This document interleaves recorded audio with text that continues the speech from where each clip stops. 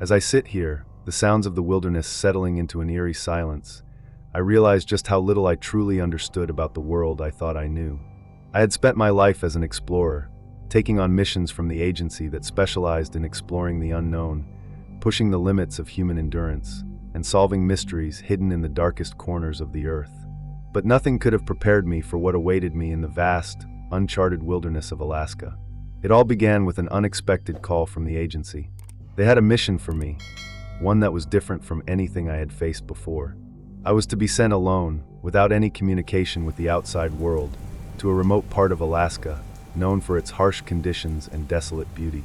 The agency had done its research, and they needed someone with my experience to gather information and perform tests over the course of 30 days. They insisted it would be a straightforward mission: study the area, make detailed observations, and report back. Nothing more, nothing less. I was no stranger to difficult terrain or extreme conditions. I had hiked through jungles thick with insects, scaled mountains where the air was thin and the cold unbearable, and explored the forgotten ruins of long-lost civilizations. I had always believed that if you could survive the elements and face the unknown with resolve, you could conquer anything. But this mission? It was different. Alaska's wild, untamed nature had always fascinated me, but there was something unique about the place the agency had chosen for me. The location was isolated, far from any town or human settlement. It was a place where the weather could change in the blink of an eye, and where even the most seasoned survivalists hesitated to venture. But to me, that only made the challenge more appealing. I would be alone, no one else for miles, relying solely on my skills, my training, and my instincts. When I first arrived in Alaska, I was in awe of its beauty. The towering peaks of the mountains stood like silent sentinels against the horizon, their snow-capped peaks shining under the weak winter sun. The air was crisp, clean, and cold, too cold. As I stepped into the wilderness, I felt a strange sense of anticipation, almost as though the land itself was aware of my presence. It was an ancient place, a land that had seen things long before humans walked it, and would continue to do so long after we were gone. The agency had briefed me extensively on the mission, what to expect in terms of terrain, wildlife, and weather patterns. I was prepared, they assured me, for the elements. But there was one detail they hadn't shared with me, one element of the mission they had kept hidden, something I didn't realize until it was too late. I set up camp in a secluded valley, nestled between two steep cliffs. The view was breathtaking, if you could call it that. The snow-covered ground stretched endlessly in all directions, broken only by the jagged rocks that rose like jagged teeth from the earth. There was a strange stillness in the air, an unnatural calm that hung over everything. No birds, no animals scurrying through the brush, just silence. It was unsettling. The first few days went according to plan. I took measurements, recorded my observations, and tested the various environmental conditions as instructed. The isolation was palpable, but I focused on the task at hand. However, it wasn't long before I began to feel something, an undeniable sensation that I wasn't alone. At first, I dismissed it as my mind playing tricks on me. After all, I had been alone in remote locations before. But this was different. I couldn't shake the feeling that I was being watched. It wasn't the kind of feeling you get when you're in the woods and hear the rustle of a bush or the snap of a twig. This was far deeper, more instinctual. It felt as though something, some presence, was always just beyond my sight. Every time I turned, I would catch a fleeting shadow, a glimpse of movement from the corner of my eye. But when I turned to face it, there was nothing there. It was as though the land itself was playing tricks on me. The unease I felt grew over the next few days. I found strange marks on the trees near my camp, deep, gouging scratches that were too deliberate to be caused by wildlife. These marks were unlike anything I had ever seen, and they seemed to lead deeper into the mountains, away from my camp. I followed the trail for a short distance, but the air became colder, heavier, as though I were being pulled into something I couldn't comprehend. I decided to turn back, but the feeling of being followed never left me. Nightfall in the Alaskan wilderness is like no other. It comes quickly, and the darkness is all-consuming. The light lingers for only a brief moment before the sun sinks below the horizon, leaving you alone with the cold and the silence. I had been through many nights in the wilderness before, but nothing prepared me for the chill that settled over me as the sun disappeared. The darkness didn't just cover the land, it seemed to seep into my bones, into my very soul. I thought back to the briefings. The agency had told me about the creatures that lived in the area: wolves, bears, the occasional moose. but there were no mentions of anything truly dangerous. Yet, as I sat alone in my tent that night, the distant howls of wolves took on a different tone. They were closer than I expected, and the sound carried with it a strange, otherworldly quality. I wasn't alone. Whatever watched me during the day was now out in the dark with me. The feeling of being watched intensified each night. I began to hear whispers, voices carried by the wind, soft and unintelligible at first, but growing clearer as the days passed. They spoke in a language I didn't recognize, and despite my best efforts, I couldn't shake the feeling that they were calling my name. I had prepared for many things: harsh weather, wild animals, the challenges of isolation. But nothing prepared me for the deep sense of dread that had begun to take root in the pit of my stomach. As the days passed, I began to feel something sinister lurking just beneath the surface of this pristine wilderness. Something ancient, something that had been waiting for me. The mission, which had once seemed like a simple test of survival, was quickly becoming something far more dangerous. I was no longer just trying to complete my task. I was fighting for my life against an unseen enemy, a presence that was as old as the mountains themselves. What had I gotten myself into? What was really out there in the Alaskan wilderness? And most importantly, how would I survive when the true nature of the challenge became clear? The Alaskan wilderness is a place that challenges not only the body but the mind. The vastness of the land, the endless stretches of ice and rock, and the eerie quiet are enough to make anyone question their grip on reality. But the deeper I ventured into the mountains, the more I realized that the land wasn't just vast, it was ancient. There was something primal about it, something that seemed to reach back through time and grab hold of you. I'd always considered myself a seasoned explorer, someone who could read the land and adapt. But this place was different. I had been briefed extensively before my departure, of course. The agency had provided all the necessary details: the terrain, the expected weather patterns, the wildlife. What they hadn't told me, what they couldn't have known, was that the very land I was sent to study was alive in ways that no one could explain. It was a place where the natural world met the supernatural, where the line between the known and the unknown blurred into something unrecognizable. My name is Liam. I'm a seasoned explorer with years of experience under my belt, having traversed jungles, mountains, and deserts. But there was something about the Alaskan wilderness that set it apart. The isolation, the haunting beauty of the landscape, and the profound stillness all worked together to create an atmosphere of oppression. It was a silence that felt almost suffocating, as if the land itself was holding its breath, waiting for something. I was no stranger to the dangers of nature: harsh weather, wild animals, the constant battle to survive. But what I was facing here, in the shadow of these frozen peaks, was something else entirely. The first night I spent in the mountains, the darkness fell so quickly that I barely had time to adjust. The air was colder than anything I'd felt before, and the wind cut through my clothes like a blade. My camp was nestled in a small valley, surrounded by towering cliffs that seemed to rise up from the earth like silent sentinels. I set up my tent quickly, my hands working automatically as I prepared my small fire. But even as I worked, I couldn't shake the sense that something wasn't right. The shadows were wrong. They stretched too far, too deep, as though the land itself was swallowing up the light. It was as if the night had a life of its own, a pulse that throbbed in rhythm with my own heartbeat. I could feel the eyes of something unseen, watching, waiting. I tried to focus on the task at hand, checking my supplies, organizing my notes, but every so often, I'd catch a glimpse of movement out of the corner of my eye. A flicker, a shadow, something too fleeting to identify, but enough to send a chill down my spine. I dismissed it, attributing it to the usual tricks of the wilderness: branches swaying in the wind, animals moving through the underbrush. But deep down, I knew something was different. The land felt alive in a way I couldn't explain. The trees, the mountains, the very air, it all seemed to be watching me, waiting for something to happen. On the second day, I ventured deeper into the mountains, following the path that the agency had outlined in their reports. The terrain was rugged, unforgiving, with sharp rocks and ice-covered ground making every step a challenge. But as I moved, the sense of unease grew stronger. The wildlife seemed to be absent: no birds, no animals, not even the usual sounds of insects. It was as though the natural world had gone silent in response to something that had taken place long before I arrived. I came across strange markings in the snow, deep gashes in the ground that seemed too precise to be the result of natural forces. Something had made them, something powerful and deliberate. I followed the marks for hours, hoping they would lead me to an explanation. But the further I went, the more I realized that I was being drawn into something far darker than I had imagined. I began to feel as though the mountains were alive, as though they were playing some kind of game with me. The landscape shifted, the shadows stretching unnaturally long in the early morning light, and the air grew colder the further I ventured.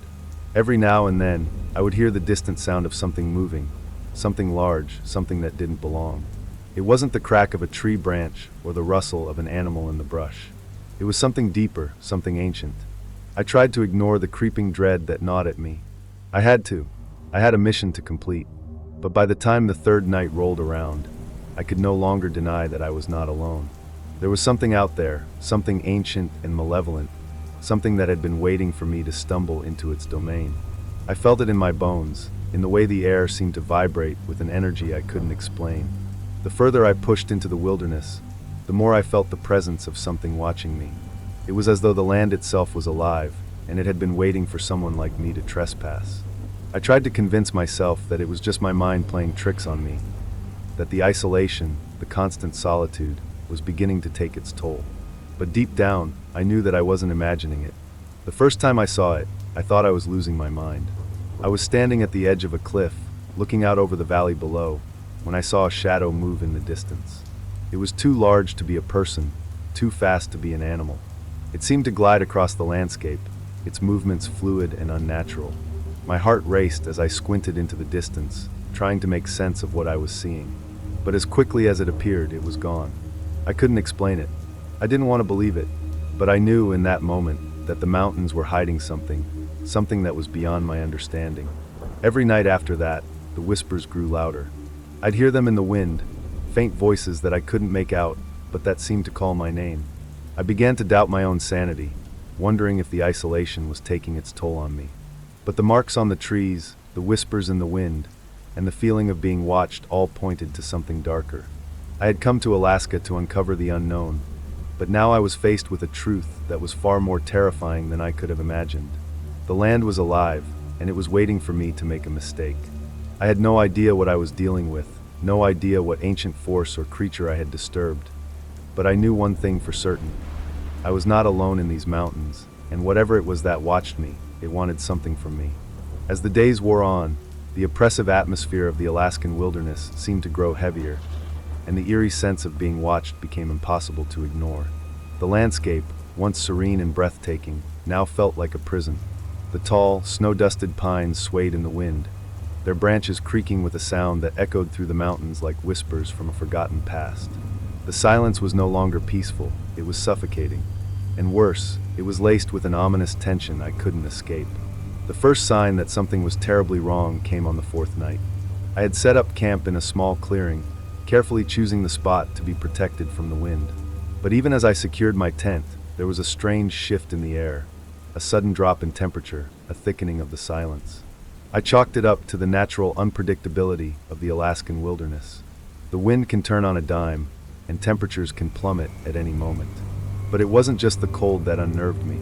It was the feeling that something, or someone was close by, hidden just beyond the treeline. I tried to push the unsettling thoughts aside. I was a professional. I had been in some of the most dangerous, remote places on Earth, and I had always come through. But this place was different. I couldn't shake the sense that I was being stalked, and it wasn't just my imagination. There were signs. Subtle but unmistakable signs. The next day, I decided to venture deeper into the mountains, hoping to find some clues that would help me understand what was happening. I needed answers, something to ground me in reality. I thought it was just my mind playing tricks, the isolation getting to me. But the further I went, the more I realized I wasn't imagining things. There were tracks in the snow, large, deep footprints that weren't human, and certainly not any animal I knew. They were strange, elongated, with claws at the tips, as though something with a massive, heavy frame had been moving through the snow, leaving deep impressions behind. I followed them for miles, my heart pounding in my chest. The footprints led me to a ridge that overlooked a narrow ravine, and as I stood there, peering into the chasm below, I caught a glimpse of movement. It was quick, just a flash of shadow against the pale snow, but it was enough to send a jolt of fear through me. Whatever had left those tracks was out there, and it was close. I spent the rest of the day scanning the area, but I didn't find anything else. The tracks disappeared into the snow, and the unsettling feeling lingered, gnawing at the edges of my mind. That night, as I sat by my fire, trying to convince myself that everything was fine, I heard it, a low, guttural growl that came from deep within the forest. It was the sound of something ancient, something predatory. It sent a chill crawling up my spine, and I knew deep down that I wasn't alone. I didn't sleep that night. Instead, I lay in my tent, wide-eyed and tense, waiting for whatever was out there to make its move. But nothing happened. The growling ceased, and the wind picked up again, howling through the trees. I tried to convince myself it was just the wind, that I was overreacting. But deep inside, I knew better. The following days were a blur of paranoia and fear. Every shadow seemed to move, every sound was amplified. The growls returned, louder and closer, but I never saw what made them. I couldn't shake the feeling that something was circling me, waiting for the right moment to strike.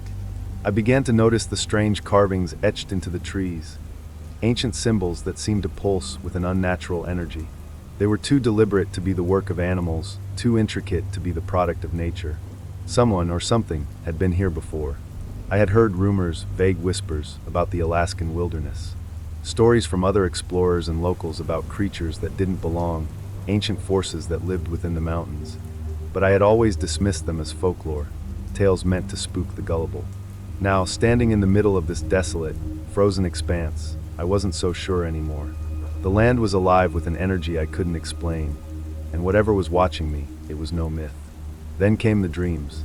At first, they were just fleeting images, fragmented, nonsensical glimpses of landscapes I didn't recognize. But as the days went by, they became more vivid, more terrifying. I saw creatures that didn't belong, shadows that whispered my name in guttural tones. I saw myself, standing in the midst of an ancient ritual, surrounded by dark figures whose faces I couldn't make out. The more I tried to resist the pull of the dreams, the stronger they became, until I no longer knew what was real and what was a nightmare. I began to question my sanity. The isolation, the growing paranoia, and the mounting tension of being watched, it was all beginning to wear on me. But even as I doubted myself, I couldn't ignore the signs that pointed to something far more sinister. The growls, the tracks, the eerie symbols, these weren't coincidences. This wasn't just a wild animal stalking me. It was something far more dangerous, something far more ancient. I knew I had to leave. The mission, the agency's orders, none of it mattered anymore. My instincts screamed at me to get out of the mountains, to escape whatever was lurking in the shadows. But as I packed my gear and prepared to leave, the wind picked up again, howling through the trees. The ground seemed to tremble beneath my feet, and I felt the unmistakable presence of something moving just beyond my vision. I didn't know if I would make it out alive, but I knew one thing for sure. Something was out there, something that had been waiting for me. And I was not going to leave the Alaskan wilderness without a fight. The question was no longer whether I could survive. It was whether I could escape. The conflict had escalated from mere survival to something much darker, something far beyond my comprehension. The mountains were no longer just a physical challenge. They had become a battlefield, and I was about to face whatever dark force lurked in their frozen depths. As the days dragged on, the main conflict of survival in the Alaskan wilderness grew ever more intense. Yet, lurking beneath the surface, there were layers of complexity that added to the chaos I found myself in. The isolation was becoming unbearable, but it was not just the harsh environment or the eerie presence that troubled me. The deeper I ventured into these remote mountains, the more I began to question not just my sanity, but my purpose and my past. One subplot began to unfold as I reflected on my own journey as an explorer. I'd always prided myself on being independent, self-reliant, and capable of surviving in harsh conditions.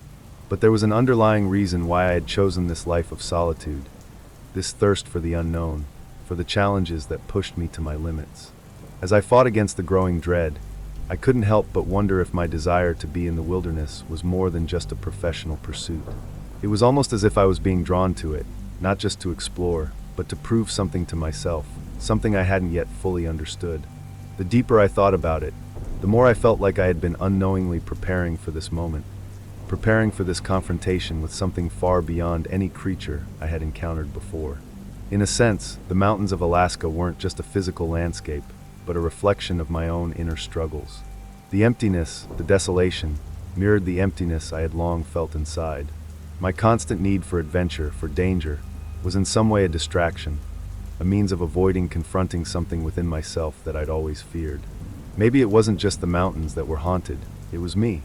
This was a battle between survival and self-discovery, where the external force that hunted me in the wilderness was also forcing me to face the darker corners of my own psyche. While I wrestled with these thoughts, another subplot unfolded in the form of the whispers from the past. Stories of the land I had heard from other explorers, locals, and even some old journals I'd read before embarking on the mission. These stories, which I had previously dismissed as mere superstition, began to feel all too real. I started to see connections between the symbols on the trees, the strange tracks in the snow, and the older tales of an ancient force that supposedly lurked in these mountains. I had thought of these stories as little more than folklore, but now, with every passing moment, they seemed more and more like a warning. As my fear deepened, I began to uncover the horrific history of the land. Many years before, a tribe of indigenous people had lived in these mountains, but they had mysteriously disappeared. The stories from their ancestors hinted at a powerful being, an entity that had been awakened by the greed of outsiders who had dared to trespass in sacred lands. I began to suspect that my arrival wasn't just a coincidence. I wasn't just an explorer being tested by nature. I was an intruder, an uninvited guest, and the land itself was reacting to my presence. I had crossed a boundary that had been untouched for generations, and now there were consequences. But the stories didn't just pertain to the ancient past. They were intertwined with more recent events as well. Some of the locals I had met before leaving for the mountains had spoken in hushed tones about the strange disappearances that had taken place over the years. The most chilling part was that these weren't just random accidents. Some people believed that an unseen force had been claiming victims, leading them deep into the wilderness where they would vanish without a trace. The local authorities had tried to downplay it, dismissing it as the work of wild animals or accidents. But the more I dug into these accounts, the more I realized that there was something else, something far more insidious at play. Whatever had been taking people in the past wasn't just an animal or an unfortunate mishap. It was a predator, and it wasn't done yet. Another thread in this web of complexity was the guilt that gnawed at me. I had been sent here on a mission by my agency. They had told me that this was just another test of endurance, another challenge to prove myself as an explorer. But now, I couldn't help but wonder if they knew more than they were letting on. They had sent me into these mountains knowing full well that there were dangers here, dangers that went beyond the physical challenges of the terrain. I began to question their motives. Was I just a pawn in their game? Was there something they weren't telling me, something I had missed? Had they sent me here because they had reason to believe that I was the only one who could face whatever waited in these mountains? Or had they chosen me because they knew I would be disposable, a sacrifice in the name of an objective that was far more important than my survival? And then there was the creature, the unknown force that I had begun to feel stalking me. It was not just an animal, not just a beast. It was something older, something that existed in the shadows of the mountains, in the forgotten places where time seemed to stand still. The growls I had heard in the night, the strange carvings on the trees, the eerie whispers, they weren't random occurrences. They were deliberate signs, the markings of something that was both intelligent and malicious. But what was it? And why had it chosen to torment me? Was it a guardian of the land, protecting the secrets buried in the mountain? Or was it something else entirely? A being that had waited for centuries for an intruder to finally stumble into its domain? As the days passed, the tension between these subplots grew. The physical struggle for survival was no longer just about the elements or the creatures lurking in the darkness. It was about understanding my role in this ancient, unspoken conflict. I had become more than just an explorer. I had become part of a much larger story, one that spanned generations and cultures, one that was rooted in the very soil beneath my feet. Every decision, every step I took seemed to bring me closer to the truth, but it was a truth that would not come without a price. I had thought that the mission would be a test of endurance and strength, but in the end, it was a test of my very soul. And as I stood on the edge of the precipice, looking out over the expanse of the Alaskan wilderness, I knew that the true challenge was not just surviving what awaited me in the dark, but surviving the realization that I was entangled in a conflict that had existed long before I ever set foot in this land. And it was a conflict that would not be easily resolved. The days stretched on endlessly in the Alaskan wilderness. What had started as a simple mission to test my endurance, to prove my resilience, quickly morphed into something far darker.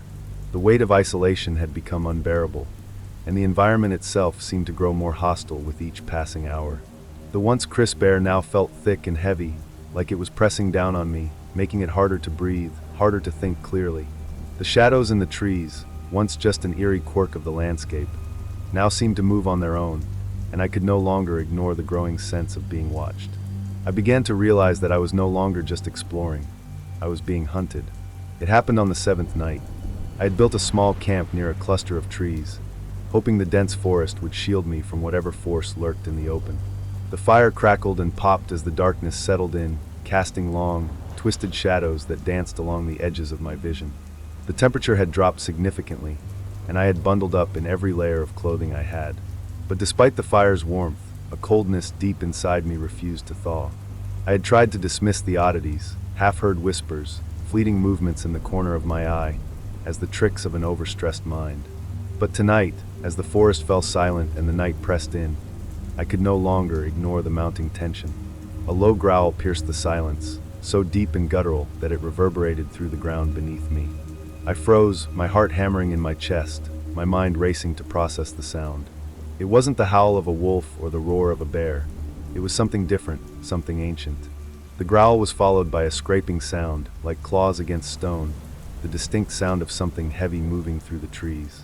In that moment, every instinct I had as an explorer told me to run, to flee into the night and leave whatever creature stalked me behind. But there was nowhere to run. The mountains were endless, the wilderness unforgiving, and I knew that escaping wasn't an option. I had to face whatever this was. I grabbed the flare gun from my pack and held it tightly, the cold steel reassuring in my hand. I stood up slowly, my eyes scanning the darkness, trying to pinpoint the source of the sound. The shadows twisted and warped, and for a moment, I thought I saw something, a figure, tall and monstrous, moving between the trees. But it was gone as quickly as it appeared. I didn't have time to think. The growl came again, louder this time, followed by the unmistakable sound of something massive crashing through the underbrush. Without thinking, I fired the flare gun into the air, the bright red flare bursting into the sky, illuminating the forest in a stark, blinding light. For a brief moment, everything was still. The shadows stopped moving, and the growls ceased. I waited, hoping for a sign of safety, but none came. Then, as if on cue, the flare died out, plunging me back into darkness. And that's when I saw it. It was a creature, something twisted and unnatural, standing just beyond the reach of the fading flare's light. It was massive, easily twice the size of a bear, with long, sinewy limbs and eyes that gleamed a feral yellow in the dark. Its body was covered in matted fur, but it was the way it moved, slow and deliberate, that sent a chill of pure terror through my bones. It wasn't an animal.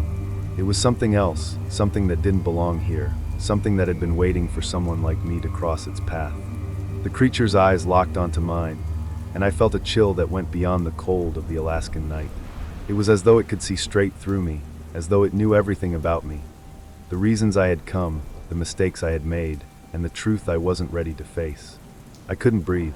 My body was frozen in place, my mind overwhelmed by the presence of something so foreign and terrifying that I couldn't comprehend it. All I could do was stare back, transfixed by the creature's gaze, knowing that if I didn't move soon, it would be too late. It lunged. I barely had time to react. I dove to the side, rolling as I hit the ground, and the creature's claws swiped through the air, missing me by inches. The force of its movement shook the ground beneath me, sending dirt and rocks flying in all directions. I scrambled to my feet, heart racing, blood pounding in my ears. I didn't stop running. I didn't even look back. My instincts took over as I sprinted into the night, my breath coming in ragged gasps. The only sound in my ears was the pounding of my heart and the distant, horrifying growl of the creature pursuing me. But something was different now. As I ran, I could hear the whispers again, louder this time, more insistent. The forest seemed to close in around me, the trees growing tighter, the shadows longer. I wasn't just running from the creature anymore. I was running from something deeper, something that had been pulling at me from the moment I stepped into these mountains. The landscape shifted too. The ground beneath me seemed to change, the snow giving way to a more treacherous terrain, the trees growing twisted and gnarled, their branches clawing at me as I passed. I had no idea where I was anymore, and for the first time since I arrived, I felt completely, utterly lost. I stumbled through the forest, my vision blurring from exhaustion, but I couldn't stop. The growls were getting closer, and the whispers, those eerie, unintelligible whispers, seemed to rise from the very earth itself, wrapping around me like chains, urging me to go farther, deeper, into the heart of the mountain. And that's when it hit me. This wasn't just a creature, a predator. It wasn't something I could simply escape. It was part of this place, a force that had existed long before I arrived. It was a guardian, or maybe something much worse. A force of nature that would not let me leave until it had its fill. I had crossed a line. The Alaskan wilderness had claimed me, and there was no going back. The night seemed to stretch on endlessly after I barely escaped the creature in the dark woods. My heart raced with each step, my mind a whirlwind of thoughts, none of them making sense. I had no idea where I was anymore, no bearings, no sense of direction. All I knew was that I had to keep moving, I had to keep running, or whatever had been chasing me would find me again. The deep, guttural growls still echoed in my ears, and the whispers from the trees, those low, sibilant voices that I couldn't quite understand, began to intensify. They weren't just sounds, they were a presence, an entity that had lived in the land far longer than I could fathom. I felt it in my bones. The wilderness, this mountain, wasn't just wild. It was alive, and it was angry. I stumbled through the underbrush, my mind foggy from the cold and exhaustion. My breath came in shallow, ragged gasps. Every tree, every shadow seemed to be watching me, waiting for me to falter. The world felt wrong. I had spent days in these mountains, but now they felt completely foreign, as though the very landscape itself was shifting around me. The air grew thick and heavy, the sky darkening in a way that didn't feel natural. I couldn't see the stars anymore. It was as if the mountain was swallowing the light. I forced myself to keep moving, knowing I couldn't afford to stop. But the consequences of my recklessness, of walking too deep into a place I didn't understand, began to settle in. The further I ran, the less control I felt over my own actions. It was as if the mountain had begun to influence my thoughts, to cloud my judgment. Suddenly the growls stopped. The whispers stopped. For a moment, it was eerily silent, and I couldn't tell if I was safe or if the creature had simply paused, waiting for the perfect moment to strike. I stopped running, my breath coming in quick, harsh bursts. The silence felt like a trap. I looked around, scanning the trees and the dark sky, but there was no sign of movement. That's when I heard it, the unmistakable sound of footsteps crunching through the snow behind me. I spun around, but there was no one there. The trees seemed to be closing in, the shadows twisting and writhing. It was as if something was moving through them, just out of sight. I could feel it. The presence was back. It was waiting for me. I realized then that it wasn't just one creature. It wasn't just the bear-sized monstrosity I had seen earlier. It was something deeper, something that had been alive in these mountains for centuries, maybe longer. And it wasn't just hunting me. It was drawing me in slowly, like a spider luring its prey into its web. I stumbled forward again, the snow beneath me giving way to slick ice that made every step treacherous. My senses were on high alert, but no matter how fast I moved, I could never seem to outrun the sense of being followed. The growls would flare up again and again, but I never saw the creature. It was always just out of sight, always just behind me. The isolation, the loneliness, began to gnaw at my mind. This place had a way of warping reality, of making you doubt everything you knew. I started seeing things out of the corner of my eye, figures standing in the distance, faces hidden by shadows. But when I turned to look, they were gone. I knew deep down that this wasn't just a figment of my imagination. The creatures, the spirits, the guardians of this land, had been watching me from the moment I set foot in this cursed wilderness. I tried to convince myself that I could still make it out, that I could still complete my mission and return to civilization. But it felt less and less likely with every passing moment.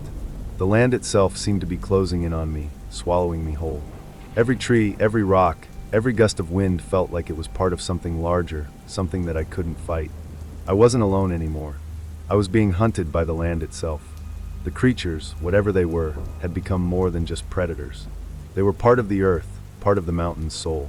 And they weren't just protecting it, they were part of a ritual, a cycle that had been in place for centuries. I was the outsider, the intruder, and I was going to pay for it. The most chilling realization came when I began seeing signs of the previous victims. Torn tents, shredded backpacks, and the remains of campfires long extinguished. And the markings, scratches on the trees, deep gouges in the bark that seemed to form patterns, almost like warnings. Whoever had come before me, they hadn't made it out. The mountain had claimed them, and I was next in line. As the days dragged on, I began to lose track of time. The sun never seemed to rise properly, and the nights grew longer, colder. The whispers became louder, more insistent, until they filled my ears, my mind, all the way to my soul. I couldn't tell where the sounds were coming from anymore. They weren't just voices, they were memories, thoughts, things from another time that had been buried in the earth. I tried to start a fire to keep the cold at bay, but the wood refused to catch. The matches went out as quickly as I struck them, and the wind blew the smoke away before it could rise. The world felt empty, like a vast, dead void that no one could escape from. I was suffocating in it. Then something terrible happened. I woke up in the middle of the night to find that my hands, my arms, were covered in strange marks, deep red scratches that I couldn't explain. I hadn't felt them happen, but there they were, fresh and raw, as though something had dragged its claws across my skin. Something that wasn't visible, something that wasn't human. In that moment, the truth hit me with full force. The mountain had me. I wasn't leaving. Whatever force had inhabited this place, whatever entities were out there, had claimed me. I had wandered too deep into its grasp, and now I was part of it. There was no escaping. There was no return. The mountain would keep me, body and soul, until it was ready to release me, and I feared that day would never come. I was a prisoner, and there was nothing left to do but wait. Days bled into nights, and the oppressive sense of isolation became my only companion. The mountain had taken root in my mind, gnawing at my thoughts, and I could no longer tell where the world around me ended and the insanity began. The whispers grew louder, constant, their voices no longer just in my ears but in my thoughts, twisting every moment, every decision. The creatures, if they were creatures at all, stalked me from the shadows. Their presence felt even when they weren't visible. The longer I stayed, the more I felt myself sinking into the very fabric of this desolate land. The mountain was its own being, and it was hungry for me. But there was something else in me, something that refused to surrender to the terror. I didn't know how long I could fight the insanity, but I wasn't ready to give up. There was a part of me that clung to survival, something deep within my bones that told me I could still find my way out. I had to. I began to focus on the little things. The rhythm of my breath, the pulse of my heart, the sound of my boots crunching against the ice and snow. I forced myself to remember that I was still a human, still alive, even if my body and mind were being stretched to their limits.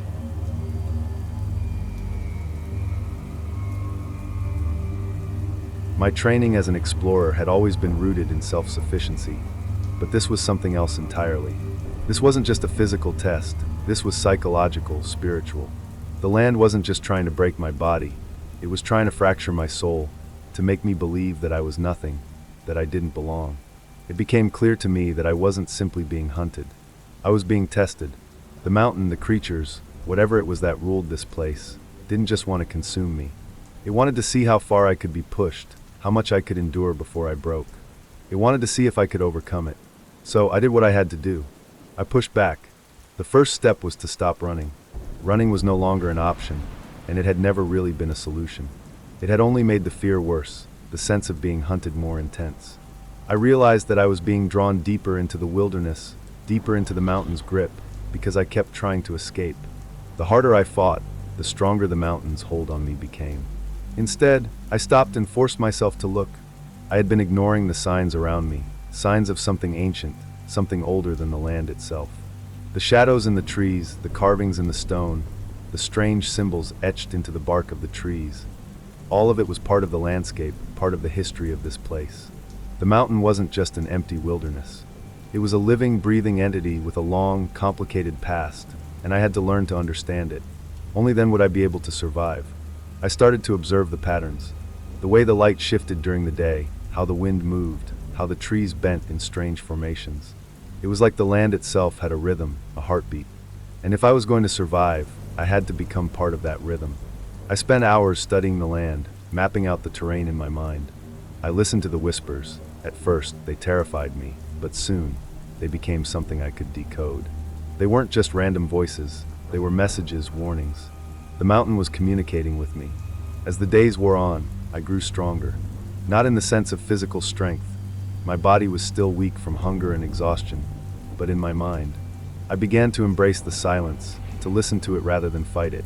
The whispers, once disorienting, began to make sense. They weren't just trying to drive me mad. They were guiding me, showing me where I needed to go, helping me understand the world I had so carelessly wandered into. One night, I had a dream. No, not a dream, a vision. I stood at the edge of a cliff, looking down into the valley below. In the distance, I saw figures, human figures, moving through the shadows. They were like me, explorers, wanderers who had come before me. But they weren't alive anymore. They were remnants of something long past, something that had died with the mountain. When I woke up, the vision stayed with me. It was as though the mountain was showing me what had happened to those who had come before me. I wasn't just a lone explorer lost in the wilderness. I was part of something larger, something more ancient. The mountain had claimed others, and now it had its sights set on me. But I wasn't ready to give in. Not yet. I knew that to survive, I needed to change. I had to let go of my fear, let go of my pride, and accept that I couldn't do this alone. I had to become part of the land, to understand its rhythm, its pulse, its dark heart. The mountain had its rules, and if I wanted to leave it alive, I had to follow them. That night, I performed a ritual, one I had learned from the whispers. I built a small fire and placed objects around it, stones, bones, feathers, things I had found along the way. I sat cross-legged in front of the fire, closed my eyes, and focused on the land. I focused on the breath of the earth, the pulse of the mountain, and I let it fill me. It was in that moment that I finally understood what the mountain wanted. It wasn't just a place of death, it was a place of transformation. It was a place that took what it needed and gave in return. If I wanted to escape, I had to accept its power, had to acknowledge that I was not just a man in its wilderness, but a part of it. When I opened my eyes, everything had changed.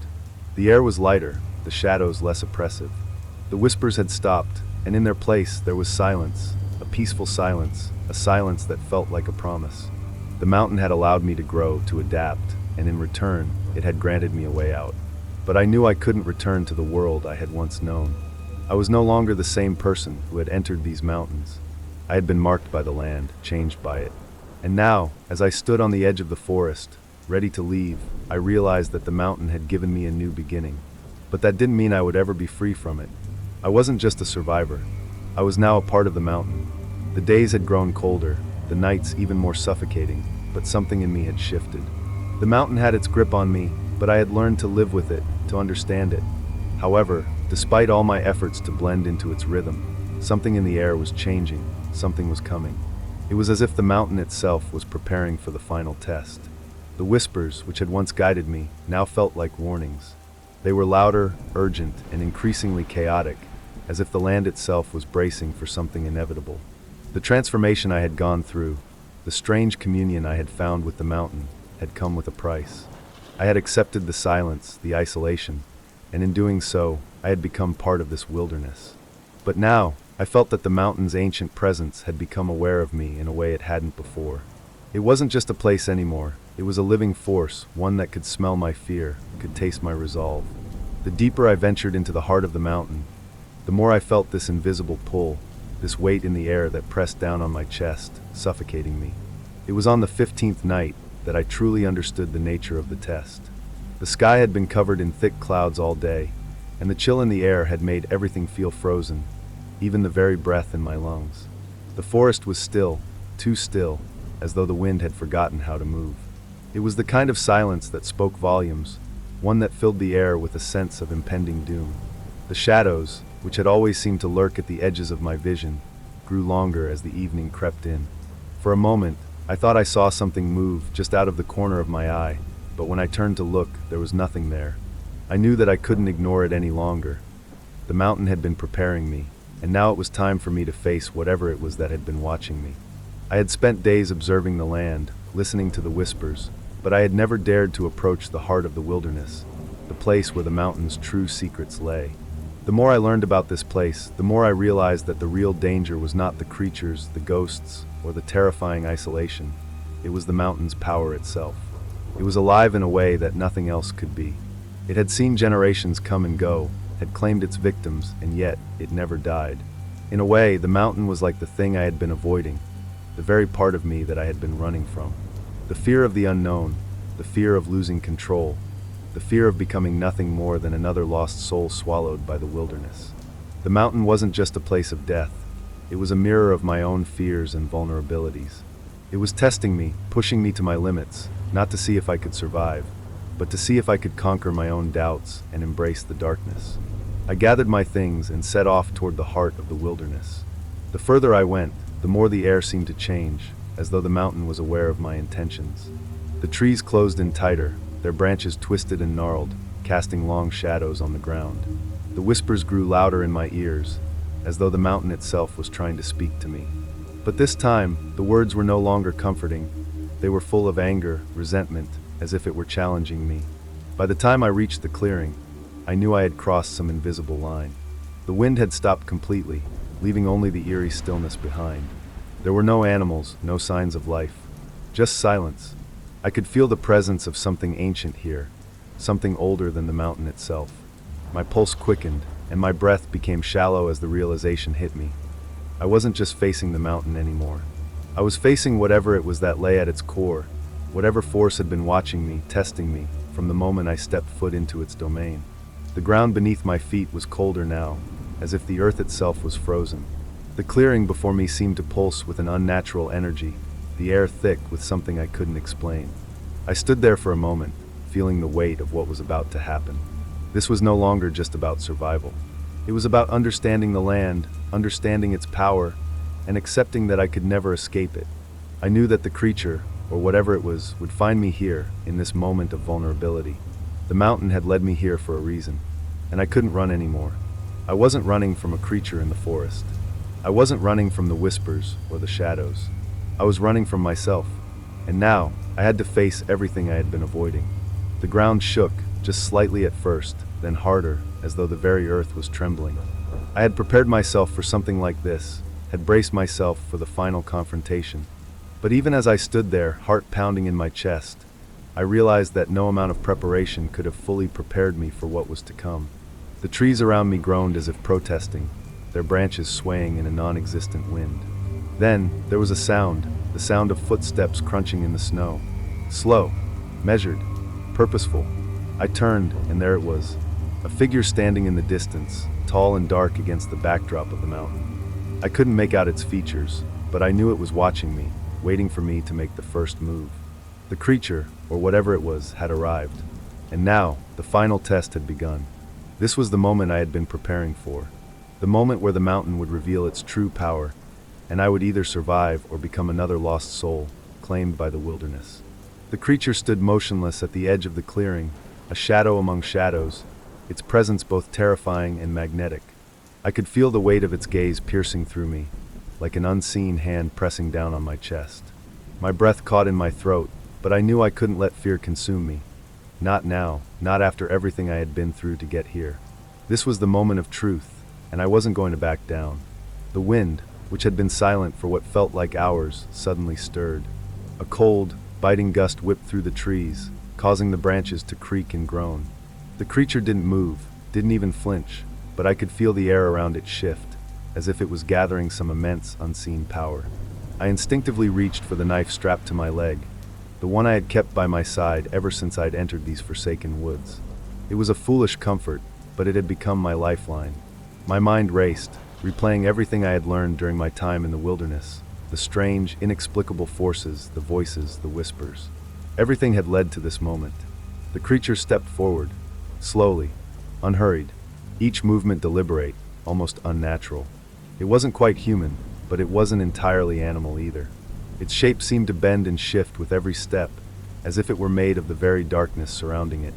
The moonlight glinted off its pale, slick skin, revealing glimpses of a form I couldn't quite make sense of. It was a creature born from the mountain's core, a manifestation of all the ancient, forgotten things buried deep within the earth. I swallowed hard, tightening my grip on the knife. But as I did, a sense of clarity washed over me. I wasn't just fighting for survival anymore. I was fighting for something greater. The mountain wasn't just a place of death and horror. It was a place of balance, of power, and it had decided that I was worthy of its challenge. But the creature before me was the embodiment of something more primal, more destructive. It was a force that existed beyond logic or reason. It was chaos itself, and chaos was something I could no longer ignore. The creature lunged, faster than I could react. Its movements were fluid, like liquid darkness, and I barely had time to raise my knife in defense. I felt a sharp, jarring pain as one of its claws sliced across my arm, leaving a trail of burning cold in its wake. I staggered backward, my vision blurring, but I didn't let it overwhelm me. I couldn't. If I did, the creature would finish what it had started. I gritted my teeth, refusing to let panic take hold. I knew now that I couldn't just fight it physically. This creature wasn't bound by the same rules I was. It was born from the very essence of the wilderness, something ancient and unfathomable. It was a part of the mountain itself. I took a deep breath, focusing all my energy on the ground beneath me. The whispers I had heard, the strange forces that had guided me, they weren't just random echoes. They were part of the mountain's will, part of its consciousness. I had been listening to the wrong part of it, the fear, the chaos. But now, I needed to hear the other side. I needed to hear the silence, the stillness that had always been there, just waiting for me to recognize it. The creature attacked again, this time aiming for my throat. But I wasn't looking at it anymore. I closed my eyes, letting go of my fear, and let my mind stretch out toward the mountain. The whispers faded, and in their place, a deep, resonating hum filled the air, an ancient pulse that seemed to echo from the very heart of the earth. I felt it in my bones, in my blood. The mountain was alive, and it was giving me its strength. I opened my eyes just as the creature's claws were inches from my face. In a fluid motion, I sidestepped, feeling the rush of air as the claws missed their mark. The creature howled, its voice like the shriek of 1,000 tortured souls, but I was no longer afraid. The mountain had given me its power, and now I could use it. I raised my knife, not to fight, but to offer a challenge. The creature hesitated, its dark form flickering in the dim light.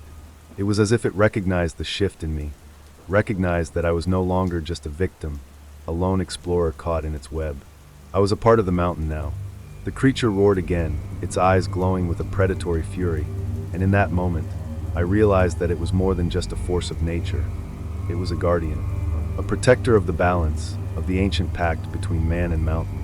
And I had come here, not as a destroyer, but as someone who had learned, through suffering and silence, to understand the true nature of the wilderness. The air around us crackled with energy, the ground shaking beneath our feet. The creature lunged once more, but this time, I didn't retreat. I met it head-on, my body moving with the rhythm of the mountain's pulse. The creature's claws came down, but instead of striking me, they struck the earth, sending a shockwave through the ground. The force knocked both of us off our feet, but I landed firmly on my knees, my hands still clutching the knife. And in that moment, I knew what I had to do.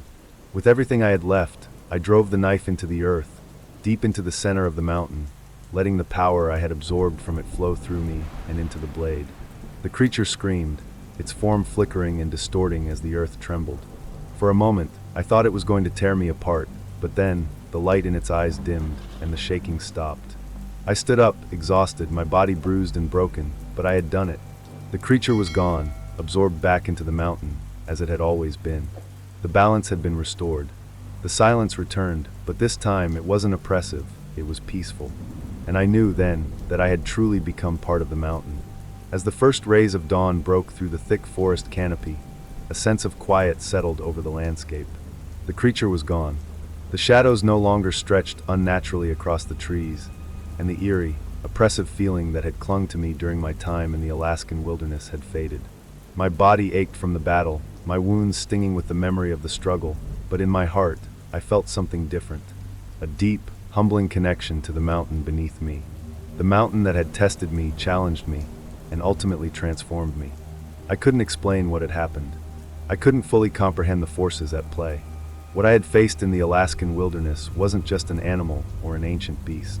It was a manifestation of the land itself, a force that had existed long before humans set foot on its soil. The creature I had fought was a guardian, a protector of the balance that governed this harsh and unforgiving environment. I had been foolish to think that I could simply conquer it, but in the end, it wasn't about defeating it. It was about understanding it. I limped back toward the small camp I had set up days ago, the place where I had first felt the weight of the land's secrets pressing down on me. The sun was now rising higher, casting golden light over the vast expanse of trees and mountains. It was beautiful, peaceful, in a way that felt almost too serene after everything I had endured. The memories of the night, the creature, the battle, the whispers, still felt fresh in my mind. I couldn't erase them, and I wasn't sure I wanted to. The Alaskan wilderness had left its mark on me, not just in scars on my body, but in the way I saw the world now. I had glimpsed something greater than myself, something ancient and powerful, and it had changed me. I knew that I couldn't go back to the life I had known before. The world outside the wilderness, the familiar places, the comforts of modern life, they all seemed so distant now. They felt like a world that had never truly understood the depths of what existed beyond the borders of civilization. And as I thought about the many explorers, adventurers, and scientists who had ventured into these wild places, I understood now why they came back, changed, broken, or never came back at all. I wasn't sure what I would do now. Part of me wanted to go home, to return to my old life, but another part of me knew that I could never be the same again. The mountain had a hold on me, and I could feel its power, its weight, still lingering within me, as if I had become a part of it. But perhaps that was how it was meant to be. Perhaps I had not been chosen to leave the mountain behind, but to carry its legacy forward, in whatever way that might manifest. Only time would tell. The months passed, and life slowly returned to some semblance of normalcy, but the mountain's presence never left me. The dreams became more vivid, filled with the same whispers and shadows I had encountered in the Alaskan wilderness. The urge to return was always there, a quiet pull at the back of my mind. I'd leave, but the mountain would always call me back. I couldn't explain it, but I knew that the creature, the force, the land itself would always be a part of me. And one day, I would have to return, not just as a visitor, but as a keeper. Have you ever felt like something was watching you, waiting for you to notice it? The wilderness holds secrets beyond our understanding, secrets that have shaped the world for centuries. If you're brave enough, step into the unknown. Don't let the fear of what you don't understand keep you from experiencing the world in its purest, most raw form. The call of the wild is always there, beckoning. Will you answer? If you think you're ready to discover what lies hidden in the darkest corners of the earth, follow in the footsteps of those who came before you. Your journey begins now.